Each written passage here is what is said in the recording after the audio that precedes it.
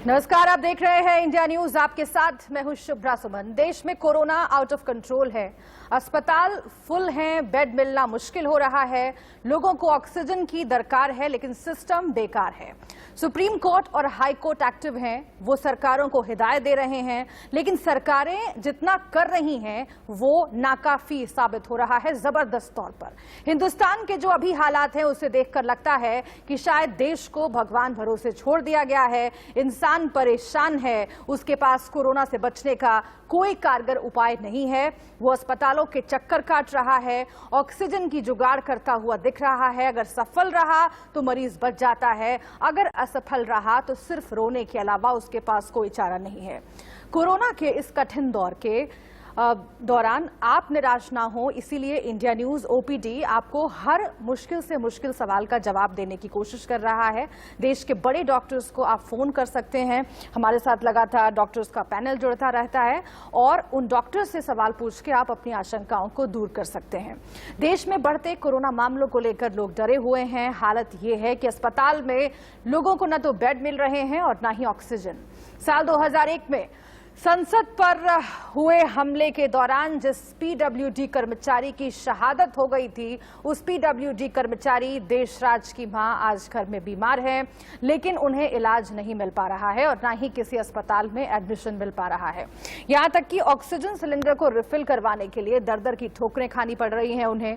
वहीं फिरोजाबाद में कोरोना मरीज की मौत ऑक्सीजन के अभाव में हो गई।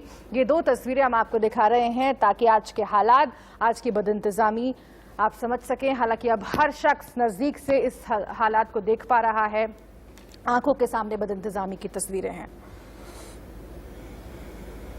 समस्या ये है जी, 4-5 दिन हो गए हमारे माता जी जो रिपोर्ट कोरोना पॉजिटिव आई है, और एक दिन तो सिलेंडर मिल गया, उससे चल रहा था, लेकिन अब कल से रात से जो है सिलेंडर खत्म है। और हम जो है गौतम बुद्ध नगर के सूरजपुर, गाजियाबाद, मोहन नगर, जितने भी जहाँ हो किसी ने बताया, हम सब जगह घूम फिर के आ गए। रात से सुबह तक हमको कोई कहीं ऑक्सीजन सिलेंडर नहीं मिल पाया है और हॉस्पिटल में सब जगह ट्राई कर लिया, कहीं पे कोई सुविधा नहीं मिल रहा है। हमारे घर में हमारी दादी बीमार है, उनको 5-6 दिन हो गए ऑक्सीजन की प्रॉब्लम हो रही है, और हम हर तरफ गए, नोएडा और मोदी नगर, सूरजपुर वगैरह सब हमने सब जगह ट्राई करा, लेकिन हमें कहीं सिलेंडर नहीं मिला ऑक्सीजन का। माता जी 5-6 दिन से बीमार, उनको ऑक्सीजन की प्रॉब्लम है और उनकी हमने कोरोना रिपोर्ट कराई है, उनकी पॉजिटिव आई है। वो यहाँ पर उन्होंने फॉर्म भरने के लिया, फॉर्म भरने के बाद 36 से 48 घंटे के बीच में सिलेंडर देने का बोला है। अभी कहीं भी जुगाड़ नहीं हुआ, तकलीफ बहुत ज्यादा है उनको। नगर निगम में बोला है कि हमको रिफिल देना पड़ेगा, उसके बाद 36 से 48 घंटे के बीच में वो रिफिल देंगे उनको वापस। और इस बीच आइए एक बड़ी खबर का रुख कर लेते हैं। दिल्ली एम्स में ऑक्सीजन प्लांट शुरू, आरएमएल हॉस्पिटल में भी ऑक्सीजन प्लांट शुरू हो गया है। ऑक्सीजन प्लांट इंस्टॉल कर दिया गया है, डीआरडीओ ने दोनों ही ऑक्सीजन प्लांट तैयार किए हैं। तो ये राहत भरी खबर। लगातार दिल्ली में ऑक्सीजन की किल्लत पर बात होती रही, लेकिन अब केंद्र सरकार की ओर से जितनी ऑक्सीजन जरूरत है दिल्ली को, उतना देने का फैसला किया गया, 700 मीट्रिक टन ऑक्सीजन। और इस बीच ये खबर आ रही है दिल्ली एम्स में ऑक्सीजन प्लांट शुरू हो गया है। डीआरडीओ ने दोनों ऑक्सीजन प्लांट तैयार कर दिए हैं। आरएमएल हॉस्पिटल और एम्स से ये खबर आ रही है, जहां पर ऑक्सीजन प्लांट इंस्टॉल कर दिया गया है। इससे जो मरीज हैं जिनका अस्पताल में इलाज चल रहा है, उन्हें सुचारू रूप से ऑक्सीजन मिलता रहे, इस बात की उम्मीद की जा सकती है, क्योंकि कई अस्पतालों से ये खबरें आ रही थी कि ऑक्सीजन खत्म हो रहा है और उसकी वजह से मरीजों को कितनी तकलीफों का सामना करना पड़ा, ये किसी से छुपा हुआ नहीं है। उन सबके बीच ये अहम खबर। वहीं अरविंद केजरीवाल ने कहा है कि वो दिल्ली में किसी को ऑक्सीजन की कमी से मरने नहीं देंगे, लेकिन वो केंद्र पर निशाना साधने से भी नहीं चूके। उन्होंने कहा कि दिल्ली में वैक्सीन की कमी है। दिनों के अंदर हमने बहुत बड़े स्केल पे प्लान किया हुआ है। अगर 700 टन ऑक्सीजन डेली आ जाती है दिल्ली के अंदर, हम इतने सारे ऑक्सीजन के बेड्स क्रिएट कर देंगे। ढेरों बेड्स क्रिएट करने का हमने प्लान बनाया हुआ है। हम इतने ऑक्सीजन के बेड्स, अभी ऑक्सीजन की कमी की वजह से हम राधा स्वामी सत्संग में हम 5000 बेड क्रिएट कर सकते हैं। बुराड़ी में 2 जगह हम लोगों ने 2500 बेड तैयार किए हुए हैं। कॉमनवेल्थ गेम्स के अंदर 1000 बेड तैयार किए हुए हैं। यमुना स्पोर्ट्स कॉम्प्लेक्स में 1000 बेड तैयार किए हुए हैं। 9-9.5 हजार बेड हम तुरंत तैयार कर सकते हैं अगर ऑक्सीजन समुचित मिल जाए हम लोगों को। तो अगर ऑक्सीजन समुचित मिल गई, हम ये सारे बेड ऑक्सीजन बेड्स क्रिएट कर देंगे। अगर 700 टन ऑक्सीजन डेली आने लग गई, मैं आपको यकीन दिलाता हूं दिल्ली में किसी भी व्यक्ति की ऑक्सीजन की कमी की वजह से मौत नहीं होने देंगे। दिल्ली में 35,74,000 लोगों को टोटल 35,74,000 डोज दे चुके हैं। इनमें पहली डोज 28 लाख लोगों ने केवल एक डोज ली है और 7,76,000 लोगों ने दोनों डोज ली है। और पिछले 3 दिन से 18 से 45 साल की उम्र के लिए, युवाओं के लिए ये खुला है। 3 दिन में दिल्ली में 1,30,000 के करीब युवाओं को वैक्सीन लगी है और मैं उम्मीद करता हूं कि आने वाले दिनों में और भी लगेगी। अभी हमारी जितने पिछले 3 दिन के अंदर सारी व्यवस्थाएं बहुत अच्छी तरह से लागू कर दी गई हैं। सारी व्यवस्थाएं बहुत सलीके से, ठीक तरीके से चल रहा है, बहुत स्मूथ तरीके से चल रहा है। एक ही कमी है, आज हम चाहें तो इस वैक्सीन को कई गुना बढ़ा सकते हैं, वैक्सीनेशन को कई गुना बढ़ा सकते हैं, लेकिन अभी वैक्सीन की कमी, सप्लाई की कमी हो रही है। अगर हमें समुचित सप्लाई मिल जाए तो जैसा मैंने आपको प्रॉमिस किया था कि 3 महीने के अंदर हम पूरी दिल्ली को वैक्सीन कर देंगे। देश में एक तरफ कोरोना महामारी से मरीज और उनके परिवार वाले परेशान हैं, तो वहीं दूसरी ओर कालाबाजारी ने कोरोना मरीजों की मुश्किलें और बढ़ा दी हैं।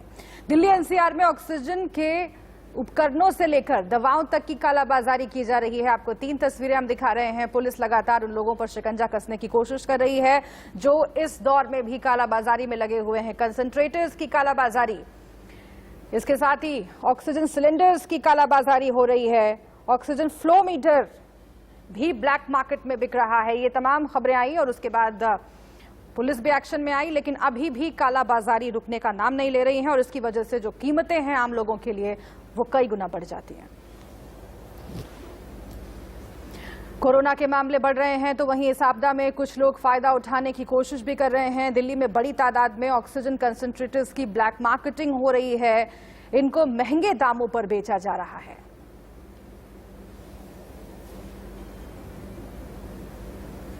और गुरुग्राम में ऑक्सीजन सिलेंडर्स की कालाबाजारी हो रही है। पुलिस ने ब्लैक मार्केटिंग करने वाले 3 आरोपियों को गिरफ्तार किया है और उनके पास से 260 से ज्यादा ऑक्सीजन सिलेंडर्स बरामद किए हैं। इसी का जिक्र दिल्ली हाईकोर्ट ने भी आज किया है और ये कहा है कि उन लोगों को शर्म आनी चाहिए जो महामारी के दौर में, इस वक्त जब आम लोग मर रहे हैं, ब्लैक मार्केटिंग ऐसे दौर में भी करके पैसा कमाने की कोशिश कर रहे हैं। प्राप्त हुई, ये हमें गुप्त सूचना प्राप्त हुई थी कि महाराष्ट्र से एक ट्रक है जो गुड़गांव आया है और एक कम्युनिटी सेंटर अलीकपुर में खड़ा हुआ है जहां से ऑक्सीजन सिलेंडर दे रहा है। तुरंत हमने एक टीम का गठन किया और पुलिस बादशाहपुर को लेकर हम मौके पे पहुंचे। मौके पे पहुंच के हमने देखा कि वहां पे एक ट्रक था जिसमें से कुछ सिलेंडर्स रखे हुए थे, ऑक्सीजन के सिलेंडर्स थे, टाइप बी और टाइप डी टाइप के।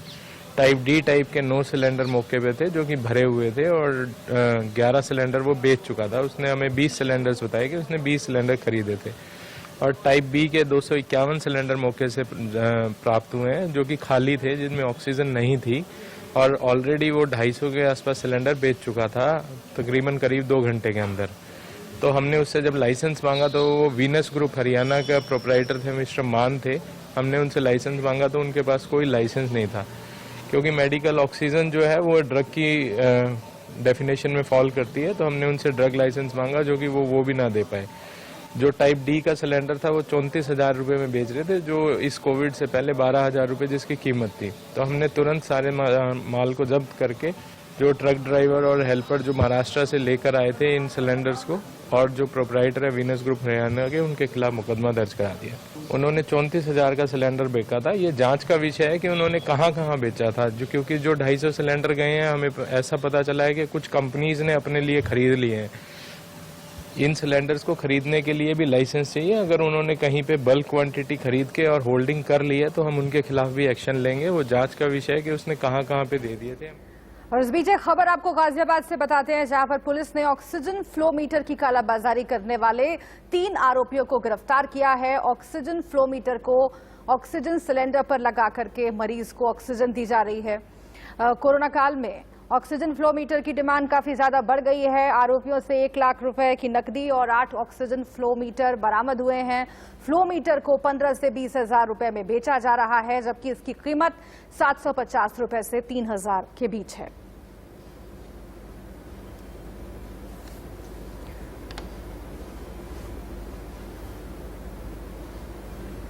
और इस बीच आपको बता दें कि कोविड ओपीडी के जरिए हम लगातार आपके सवालों का जवाब तलाशने की कोशिश कर रहे हैं, क्योंकि कई भ्रम की स्थितियां बनी हुई हैं वैक्सीन को लेकर के भी, इसके साथ ही इंतजामों को लेकर जो सरकार इंतजाम कर सकती थी वो नहीं हुए, इसकी वजह से मारामारी है। ऑक्सीजन बेड्स के ऑक्सीजन के इंतजाम के लिए लोग यहाँ वहाँ भटक रहे हैं। अगर ऑक्सीजन नहीं मिलता है, घर पर रहकर आप ठीक होना चाहते हैं, घर पर अगर आप तमाम इंतजाम करना चाहते हैं, तो क्या जरिया है आपके पास, ये समझने की कोशिश करेंगे। डॉक्टर युगल मिश्रा हमारे साथ जुड़े हुए हैं, कार्डियोलॉजिस्ट हैं, मणिपाल हॉस्पिटल के हेड हैं। बहुत स्वागत है आपका डॉक्टर युगल मिश्रा।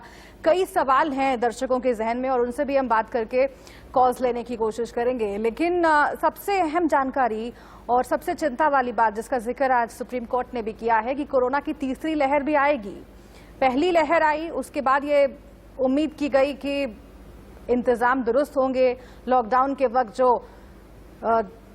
जो उम्मीद थी कि सरकारी व्यवस्था पर काम किया जाएगा वो नहीं हो पाया। आज हम स्थिति देख रहे हैं कि किस तरीके से बिगड़ चुकी है। लेकिन तीसरी लहर आने की अगर बात हो रही है, क्या हर महामारी में इस तरीके से तीसरी लहर आती है, वो कितनी घातक होती है?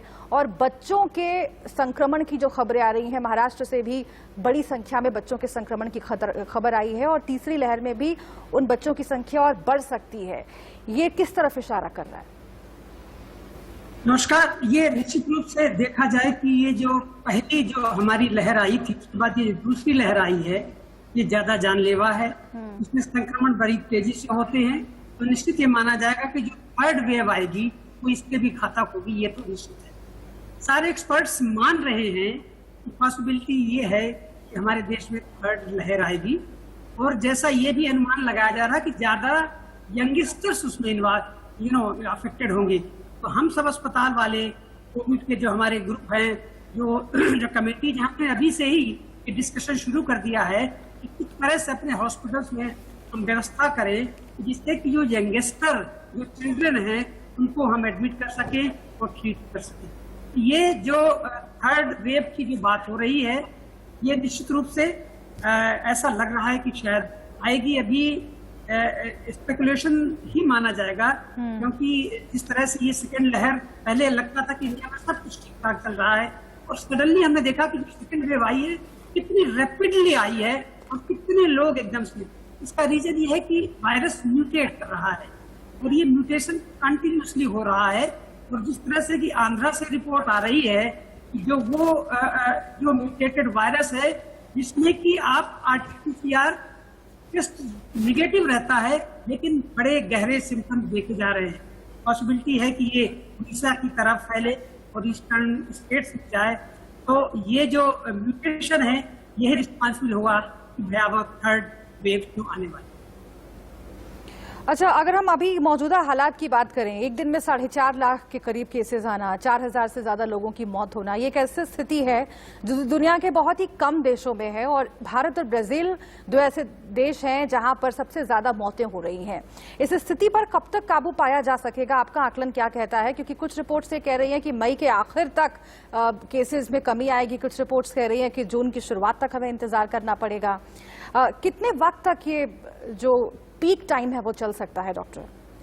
देखिए, ट्रेंड देखा जाए तो ये देखा गया था कि हमारे सेंट्रल इंडिया और नॉर्थ में ये केसेस घटने लगे थे, लेकिन अब जिस तरह से यूपी में फिर से केसेस बढ़ना शुरू हुए हैं, तो ये देखा जाए कि ये जो बीमारी है बड़ी अनप्रिडिक्टेबल लग रही है। लोग कह रहे थे कि मिडिल ऑफ द मई में हो सकता है कि प्लेटू आए, लेकिन क्या होगा कि जिस तरह से कि हर इंडिया बड़ी भारी कंट्री है, इसमें इतने सारे स्टेट्स हैं, इतने ज्योग्राफिकल एरियाज हैं, तो ये माना जाएगा कि जो भी कहीं भी केस डिक्लाइन होगी वो अलग अलग स्टेट में अलग अलग टाइम में होगी। इस तरह हम महाराष्ट्र में देख रहे हैं, मुंबई में केसेस काफी घटे हैं, लेकिन महाराष्ट्र के और भी एरिया में केसेस बढ़ रहे हैं। साउथ जिस तरह से आप देख रहे हैं, कर्नाटका, केरला, तमिलनाडु, यहाँ रैपिड सर्ज हो रहा है।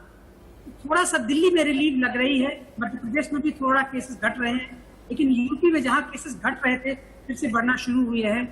तो अभी इस जंक्शन पर यह कह पाना कि ये बीमारी किस तरह का कोर्स लेगी निकट भविष्य में, ये बड़ा मुश्किल है। हाँ, हर्ड इम्यूनिटी की बात है, यदि वैक्सीन वक्त पर ज्यादातर लोगों को नहीं लग पाएगी तो हर्ड इम्यूनिटी आने में कई महीने लग जाएंगे। वैक्सीन पर बात करते हैं आगे, लेकिन इस बीच हमारे साथ एक कॉलर जुड़ गए हैं। सतीश हमारे साथ गोरखपुर से जुड़े हुए हैं। सतीश जी, क्या सवाल है आपका? गुड इवनिंग डॉक्टर साहब।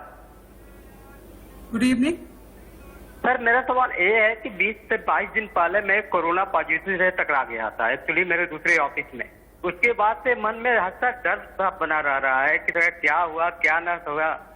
इस चक्कर में हम क्या प्रिकॉशन लें कुछ समझ में नहीं आ रहा है। हल्का हल्का तो थोड़ा सा भी गैस्ट्रिक का प्रॉब्लम है, चेस्ट में पेन हो तो डर लगा रहता है। घर में मेरे पास एक छोटा बेबी है, उस चक्कर में कुछ मैं उससे काफी दूर हूँ भी। देखिए, ऐसा है कि यदि आपको कोरोना हो चुका है तो जो दोबारा कोरोना होगा, मानते हैं कि हो सकता है कि वो ज्यादा जोखिम वाला ना हो, लेकिन दोबारा हो सकता है। इसलिए कोरोना होने के बाद भी आपको जो कोरोना के एटिकेट्स हैं उनको पालन करना है। 2 गज की दूरी, मास्क लगाना, हैंड सैनिटाइज करना, और ऑफ कोर्स आपके घर में छोटा बेबी है तो जब कभी आप घर से वापस आए तो आप अपने कपड़े बदलिए, प्रॉपर बात लीजिए। और अब ये कहा जा रहा है कि जो घर के अंदर भी मास्क पहनना जरूरी है, क्योंकि ये नया म्यूटेंट वायरस है, इसमें बड़ी तेजी से लोगों का इन्वॉल्वमेंट हो रहा है। कोशिश ये करें क्योंकि आप बाहर काम करते हैं, अपने फैमिली मेंबर को बचाने के लिए हो सके तो आप घर के अंदर भी मास्क लगा के रहें। बिल्कुल, मास्क लगाना बहुत ज़रूरी है। दफ्तर में अगर आप काम कर रहे हैं या फिर घर पे भी हैं, अगर घर पे ज़्यादा लोग हैं और आपको एक दूसरे से इंटरेक्ट करना पड़ रहा है तो मास्क लगाना बहुत ज़रूरी है, क्योंकि सिम्टम्स लोगों पर अलग अलग तरीके से काम करते हैं। हो सकता है कोई एसिम्टोमेटिक हो, लेकिन अगर आप उसके संपर्क में आएंगे तो आपके साथ कुछ अलग तरह की दिक्कतें हो सकती हैं। डॉक्टर युगल मिश्रा, एक आंकड़ा जो है वो काफ़ी परेशान कर रहा है, उस पर मैं आती हूँ, लेकिन इस बीच एक और दर्शक जुड़ गए हैं हमारे साथ। राज जुड़े हुए हैं दिल्ली से। राज, आपका क्या सवाल है? जी गुड इवनिंग डॉक्टर साहब। मेरा सवाल एक ये है कि जैसे आज सुप्रीम कोर्ट ने रूलिंग दी है कि 3rd वेव आएगी, तो उसमें बच्चों के ऊपर ज्यादा फोकस किया है उन्होंने कि बच्चों को वैक्सीन लगनी चाहिए या नहीं लगनी चाहिए और बच्चों को कैसे बचाया जा सकता है। तो इसके ऊपर आप क्या बोलना चाहेंगे? क्या बच्चों को ज्यादा नुकसान हो सकता है 3rd वेव में, आने वाली वेव में? ये जाना चाहिए। अच्छा डॉक्टर, एक सवाल और मैं ऐड कर देती हूँ क्योंकि हम लगातार इस पर बात कर ही रहे हैं। महाराष्ट्र में जो आंकड़ा आ रहा है वो बहुत परेशान करने वाला है। 1,47,000 बच्चे कोरोना पॉजिटिव हुए हैं और औसतन 500 बच्चे रोज कोरोना पॉजिटिव हो रहे हैं। 75,000 बच्चे 2 महीने में संक्रमित हो चुके हैं। भले ये कहा जा रहा हो कि तीसरे फेज में बच्चे ज्यादा पॉजिटिव होंगे, इसका खतरा है, लेकिन अभी से अगर वो सिलसिला शुरू होता हुआ दिख रहा है तो ये कितना चिंताजनक है। और क्या अलग तरह से कुछ इंतजाम करने पड़ेंगे? क्या बच्चों के शरीर पर ये वायरस कुछ अलग तरीके से काम करता है? जी, निश्चित रूप से मैं आपको बता दूं कि जो पहली जब जो हमारी वेव आई थी तो बड़े सारे बच्चे जिनकी रिकवरी हो गई थी, उनको सिम्टम्स नहीं आए थे, लेकिन रिकवरी के बाद वो कई तरह के प्रॉब्लम्स लेकर, जीआई प्रॉब्लम्स, हार्ट का प्रॉब्लम लेकर के हमारे क्लिनिक्स में आना शुरू हुए। इस वायरस में एक बड़ी पेक्युलियरिटी है कि बच्चों में ना, बच्चों को जो सिम्टम्स हैं वो यूजुअल नहीं होते, अनयूजुअल होते हैं, लूज मोशंस होते हैं और कुछ होते हैं, पर जो सबसे डेंजरस चीज होती है बच्चों में वो ये है उनके हार्ट का इन्वॉल्वमेंट। इसको कहते हैं कावासाकी सिंड्रोम एक होता है, जिसमें कि हार्ट के अंदर जो कोरोनरी आर्टरीज होती है, जो आप सब जानते हैं, जिसमें कि एडल्ट्स में हार्ट अटैक्स होते हैं उसके इन्वॉल्वमेंट से, बच्चों के हृदय के अंदर जो आर्टरीज होती हैं उनका इन्वॉल्वमेंट होता है। उसको कावासाकी सिंड्रोम कहते हैं और वो बहुत डेंजरस चीज है, क्योंकि बच्चे मान लीजिए ठीक भी हो जाते हैं, लेकिन फ्यूचर में यदि ये सिंड्रोम जो उनके हार्ट की आर्टरीज के इन्वॉल्वमेंट हो गया तो लॉन्ग टर्म में बच्चों के लिए अच्छा नहीं है। इसलिए ये जरूरी है कि हमें आज ही तैयारियां करनी चाहिए। कोशिश ये करना चाहिए कि बच्चों को हम बचाएं, उनको बीमारियां ना हो सके। जो लोग बाहर दफ्तरों में काम करते हैं, अपने घर आते हैं, कोशिश करें कि बच्चों से थोड़ा दूर रहे, घर आकर के पर बात ले, कपड़े हटाएं, हाथों को सैनिटाइज करें, हो सकता मास्क पहने और फिर अपने बच्चों के पास जाएं। हक करना कोशिश करें छोटे बच्चों को, ये सब एहतियात अभी, क्योंकि ये बातें ऑलरेडी बहुत ही मुश्किल वक्त है और खुद को जब्त रखना पड़ेगा। खुद को जब्त रख के ही अपनी और दूसरों की जिंदगी बचा सकते हैं। अब चूंकि बच्चों पर बात आ गई है और इसीलिए सुप्रीम कोर्ट ने यह कहा भी है कि अगर बच्चे संक्रमित होते हैं, माँ बाप क्या करेंगे? बहुत ही एहतियात बरतिए, जो डॉक्टर कह रहे हैं उसको जरूर सुनिए, समझिए और उसका पालन करिए हर वक्त, क्योंकि ये वो दौर है जिससे जल्दी से जल्दी निकलने की हम कोशिश कर रहे हैं, लेकिन वो कब तभी हो पाएगा जब पूरे एहतियात हम बरतेंगे। बहुत शुक्रिया आपका डॉक्टर युगल हमसे बातचीत करने के लिए। एक छोटे से ब्रेक के लिए रुक रहे हैं। इंडिया न्यूज पर कोविड ओपीडी लगातार जारी है। अब